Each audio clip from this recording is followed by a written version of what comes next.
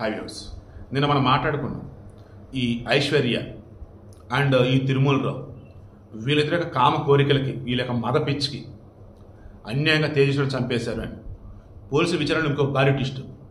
వీడు ఏకంగా చంపడం కోసమే బ్యాంక్ మేనేజర్ కదా, కెనరా బ్యాంక్ మేనేజరు కర్నూలులో, వాడి వయసు 30 సంవత్సరాలు తిరుమల. ఇతను చంపడం కోసమే వాడుకున్నటువంటి మొత్తం యూజ్ చేసేసి 20 లక్షలు లోన్ తీసుకున్నాడంట. చంపడం 20 లక్షలే అండి, 2 లక్షలు కదా ఇచ్చారంటారా, 2 లక్షలు ఇచ్చి మిగతా 18 లక్షలతో ఈ ఐశ్వర్యని తీసుకొని లద్దాఖ్ వెళ్ళాలి. లద్దాఖ్ అది ఆడో హిమాలయాలు కదండి, ఆడకెళ్తే ఎవరికి గుర్తుపట్టరు అన్నట్టు. అండ్ మోర్ ఓవర్ నేను అనుకుంటా లద్దాఖ్ ట్రాన్స్ఫర్ పెట్టుకున్నట్టు ఉన్నాడు. సో ఇతను నిన్న శంషాబాద్ ఎయిర్పోర్ట్లో పట్టుకున్నారు. కారణం ఏంటి? 2 టికెట్లు తీశాడు లద్దాఖ్కి. ఐశ్వర్య వీళ్ళిద్దరు కలిసి వెళ్ళాలి. వన్స్ తేజస్విని చంపిన తర్వాత ఇదిగో చంపేశాం అని చెప్పేసి ఆ పరశురాము, పరమేశ్వరు, మనోజ, నాగరాజ, నాగేశ్వరరావు ఉన్నారు చూసారా, ఆ చంపిన బ్యాచ్ ఫోటోలు అవి పెట్టాక చూసుకొని కన్ఫర్మ్ చేసేసుకొని ఇక నెక్స్ట్ డే వచ్చేసి ఈ ఐశ్వర్యం తీసుకుని వెళ్ళిపోవాలి.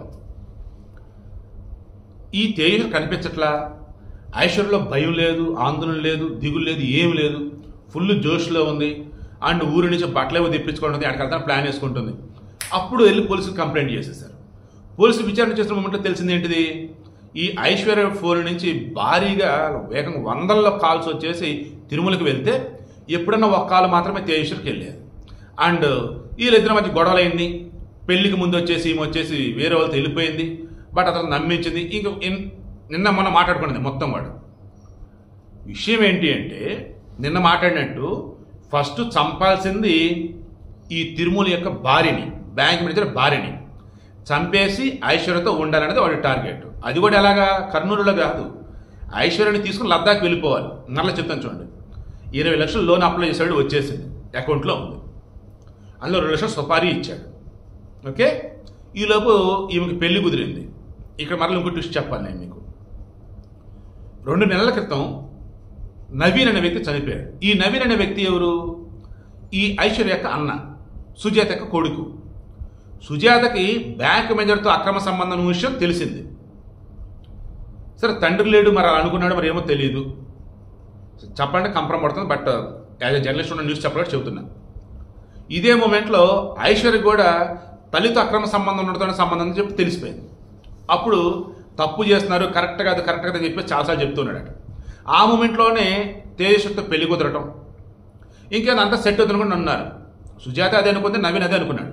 బట్ ఈలోపు ఏమైంది, ఈ 20 లక్షలు లోన్ అప్లై చేసాను, వచ్చేసింది, నువ్వు రా, నువ్వు వచ్చాక మావిని చంపేసేసి ఈ డబ్బుతో మనం లద్దాఖ్ వెళ్ళిపోదాం, ఇది ప్లాన్ ఆడు.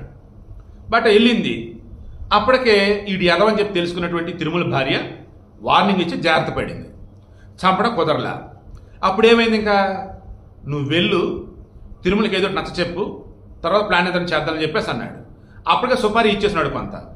సుపారీ ఇచ్చిన వాళ్ళు వచ్చేసి ఎవరిని చంపాలని అడుగుతున్నారు వాళ్ళు. మా ఆవిడ వచ్చేసి తప్పించుకుంటారా బాబు, ఒకసారి ఆగండి అని చెప్పేసి దెన్ నువ్వు ట్రాప్ చేయి, తేజస్విని లైన్లో పెట్టు, ఒప్పుకొని అతను కర్నూలు కనుక వస్తే సరే, నువ్వు అతను భారీగా ఉంటూ ఉన్నా మనం కంటిన్యూ చేద్దాం, నీకు పిల్లలు పడితే నా పిల్లలు అన్నట్టు చెప్పేశాడు. ఎందుకంటే నా డబ్బు అంతా నీ పిల్లల డబ్బు అన్నట్టు చెప్పేశాడు. నమ్మింది. బట్ కర్నూలు పెళ్ళి అయిన తర్వాత తేజస్విని నమ్మించి పెళ్లి చేసుకుంది. ఐశ్వర్య నమ్మొద్దు, పెళ్లి చేసుకుందని చెప్పేసి తేజస్విని ఫ్యామిలీ చెప్పేసరి వినలేదు. ఆ అమ్మాయి కూడా పెళ్లి చేసుకున్నాడు అతి మంచితనంతో. దెన్ ఈ పెళ్లికి ముందే నవీన్ చనిపోయాడు. తేజస్వితో ఫోన్లో మాట్లాడుతూనే ఉంది. పెళ్లి చెడగొట్టింది, తిరుమల దగ్గరికి వెళ్ళింది. తిరుమల గడు వచ్చేసి వాళ్ళ ఆవిడ దెబ్బకి వర్కౌట్ గల ప్లాన్ మళ్ళా వచ్చేసింది. సుజాత, నవీను, ఐశ్వర్య కలిసి ఉంటున్నారు. ఈ నవీన్కి ఐశ్వర్య కదలికల మీద అనుమానం వచ్చేసి దాన్ని వార్నింగ్ ఇస్తున్నాడు, కరెక్ట్ కదని చెప్తూనే ఉన్నాడు. అయితే 2 నెలల క్రితం నవీన్ చనిపోయాడు. ఎలా అంటే ఇంట్లో జారిపడి చనిపోయాడంట.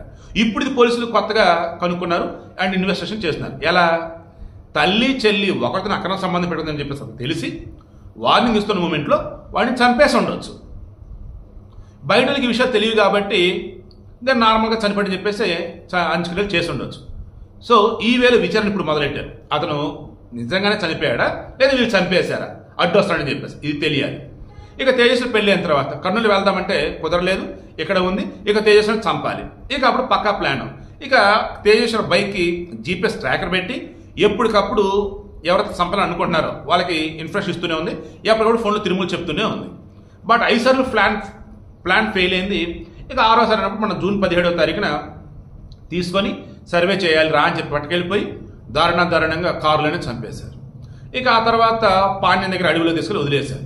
ఇతని చేతిలో అమ్మని పచ్చబొట్టు ఉండిద్దంట. ఆ పచ్చబడి ద్వారా గుర్తించారు. ఈలోపు వచ్చేసి కారు ఎవరిదేంటో చూశారు, ఈ ఫోన్ నెంబర్లు ఇవన్నీ చూశారు. ఇక ఇన్వెస్టిగేషన్ చేస్తున్నప్పుడు ప్రాపర్గా కనెక్ట్ చేస్తే పోలీసులు ఈజీగానే ట్రేస్ చేస్తారు ఏదైనా. అలా అందరూ దొరికేసి ఉన్నారు. అక్కడ ఉన్నటువంటి సుజాత, ఆ హంతకులు, ఐశ్వర్య అందరూ పట్టుకున్నారు. వాస్తవంగా మరలా చెప్తున్నా, ఈయన కనపడకుండా పోయిన తర్వాత రోజు ఐశ్వర్యకి ఆల్మోస్ట్ ఇంటి నుంచి వెళ్ళి రెడీ అయిపోయింది. మొగుడు కనపడకుండా పోతే ఇది వచ్చేసేసి ఎక్కడికో వెళ్తాను రెడీ అవుతుంది ఏంటని చెప్పేసి అనుకుని ఆపి అప్పుడు పోలీస్ కంప్లైంట్ ఇస్తే అప్పుడు వాళ్ళు వచ్చి విచారణ చేసి మీరు ఏడకి వెళ్ళకూడదని చెప్పేసి ఆపితే అప్పుడు తిరుమలకి జాగ్రత్త పడ్డాడు. ఈడొక్కడో వెళ్తాను రెడీ అయిపోయి ముందు అక్కడి నుంచి హైదరాబాద్ వచ్చేసాడు. హైదరాబాద్ వచ్చేసి ఐశ్వర్య వచ్చేదాన్ని ట్రై చేశాడు. ఇక అవ్వట్లేదు. ఒకడు వెళ్తాను ట్రై చేసిన మూమెంట్లో దొరికేశాడు. అండ్ తిరుమల బ్యాంక్ అకౌంట్లో డబ్బులు ఉన్నాయి కదా, 18 లక్షలు, 2 లక్షలు హంతకులకు ఇచ్చాడు, 18 లక్షలు అకౌంట్లోని వాటిని ఫ్రీజ్ చేసి పెట్టేశారు. అసలు ఎన్ని సినిమాలు చూసినా, ఎన్ని వెబ్ సిరీస్లు చూసినా ఈజీగా అర్థమైంది కదండి, దొరికిపోతామని. మరి అసలు అంత ఇదిగా అనుకున్నా నాకు అర్థం కావట్లేదు. చంపడానికి లోన్ తీసుకోవటం ఏంటి, జలసంచడానికి లోన్ తీసుకోవటం ఏంటి, అండ్ వీడు పెళ్ళాన్ని చంపాలని చెప్పేసి డబ్బు తీసుకొని కుదరలేదని చెప్పేసి ఉంచుకున్నదాన్ని మొగుడు చంపడం ఏంటి, మొగుడు చచ్చిపోయాడు కదా నేను ఉంచుకున్నట్టు లేచిపోతానని చెప్పేసి అది అనుకోవటం ఏంటి.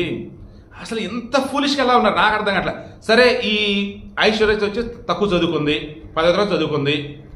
ఈడు బుద్ధి ఏమైంది, కెనరా బ్యాంక్ మేనేజర్ అన్నప్పుడు ఆంక్షలు డిగ్రీ పైన చదువుంటాడు ఆడు. అంటే వయసు 30 సంవత్సరాలు. బుర్రా బుద్ధి లేదా, దొరికిపోతున్నటువంటి బేసిక్ సెన్సర్కి రాలేదా?